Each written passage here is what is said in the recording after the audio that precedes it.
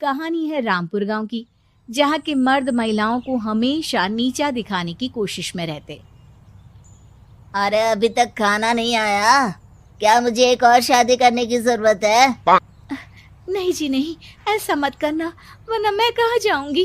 खाना लेकर मैं अभी आई जी। गांव की पंचायत में भी फैसले हमेशा औरतों के खिलाफ ही रहते। मैं जो फैसला सुनाता हूँ वो भगवान की आज्ञा होती है। इस लड़के ने अपने मन से शादी करके अच्छा नहीं किया। लड़के को घर भेज दो और इसकी शादी इसकी जाति की किसी लड़के से करवा दो। लेकिन ये लड़की, इसे तो गांव के बाहर निकाल दो।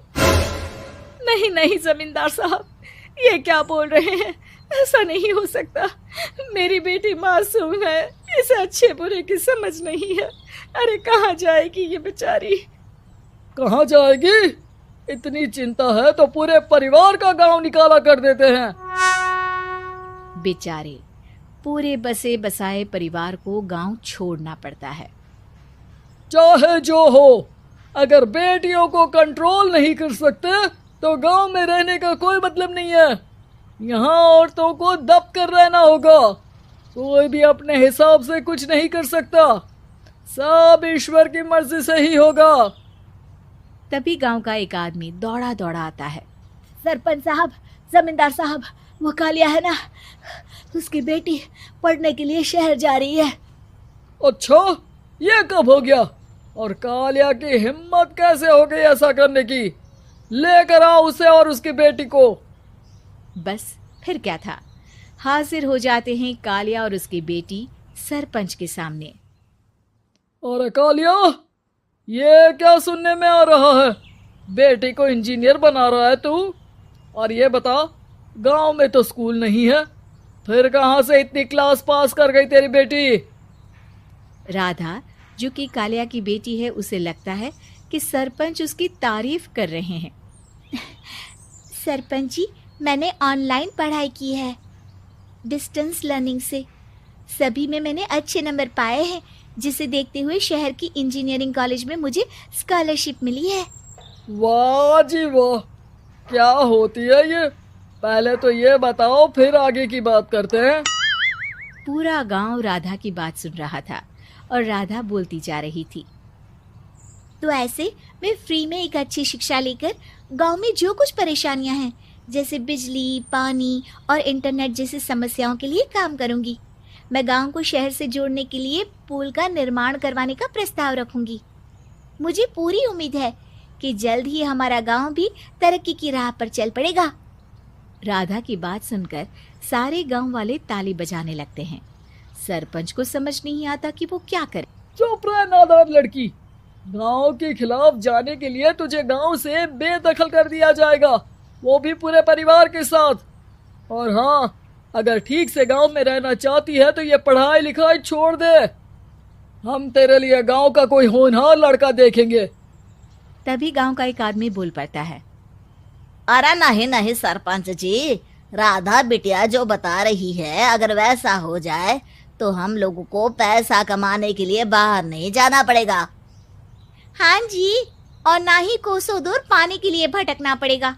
हमारे बच्चे भी अच्छी पढ़ाई कर सकेंगे और आगे बढ़ेंगे, ना कि हमारी तरह खेती करते बैठेंगे। क्यों गांव वालों, राधा बिटिया का साथ देना चाहिए ना। सरपंच देखता है कि गांव राधा के साथ है तो वो चुप हो जाता है। वो घर आकर अपने सलाहकार से बात करता है, जो बहुत ही चालाक किस्म का इंसान होता है। अरे सरपंच साहब, आपको बहुत ही होशियारी से काम लेना पड़ेगा। एक बार गांव तरक्की कर गया, यहाँ के बालक पढ़ लिए तो कोई ना पूछेगा आपको। और फिर ये जो बेटा और बेटी है ना आपके, इनको भी आम लोगों की तरह ही जीवन जीना होगा। हाँ, लेकिन करे तो क्या करे? वो ना आप मुझ पर छोड़ दीजिए, बस मैं जैसा बोलूं करते जाइए। अगले रोज सुबह जब गांव वाले सोकर उठते हैं तो राधा के घर के बाहर और साथ ही वो लोग जिन्होंने राधा का सपोर्ट किया था, उनके घर के आगे लाल रंग से कल आऊंगी लिखा होता है। कल आऊंगी, ये क्या होता है? अरे यह तो खून से लिखा है, लगता है कोई भूत प्रेत या चुड़ैल का साया है। चलो सरपंच जी के पास चलते हैं। सभी सरपंच के पास जाकर उसे सारी बात बताते हैं।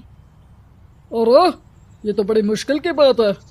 चलो मैं एक बाबा को जानता हूँ, उन्हें बुला लेता हूँ।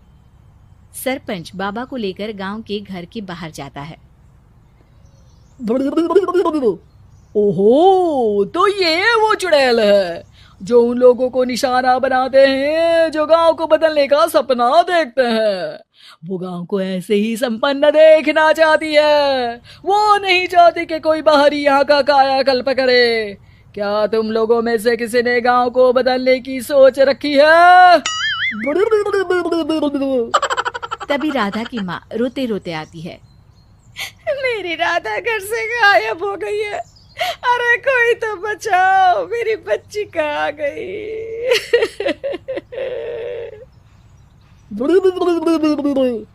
ले गई वो चुड़ैल, तेरी बच्ची को ले गई। अब वो उसे श्रापित करके छोड़ेगी, उस पर चुड़ैल का साया हो जाएगा। तभी बुरी सी हालत में राधा भी वहां आ जाती है। उसके बाल चुड़ैल की तरह फैले होते हैं और कपड़ों में खून लगा होता है। सभी राधा को देखकर डर जाते हैं। माँ, पता नहीं मुझे कौन उठा कर ले गया था। अरे दूर दूर हो जा चुड़ैल, अब हम लोग इस गांव में नहीं रुकेंगे। अरे कैसी बातें कर रहे हैं आप? कल तो आप मेरे भरोसे गांव का हुलिया बदलने, अपने बच्चों को पढ़ाने और तरक्की उन्नति की बात कर रहे थे, तो आज क्या हो गया आपको?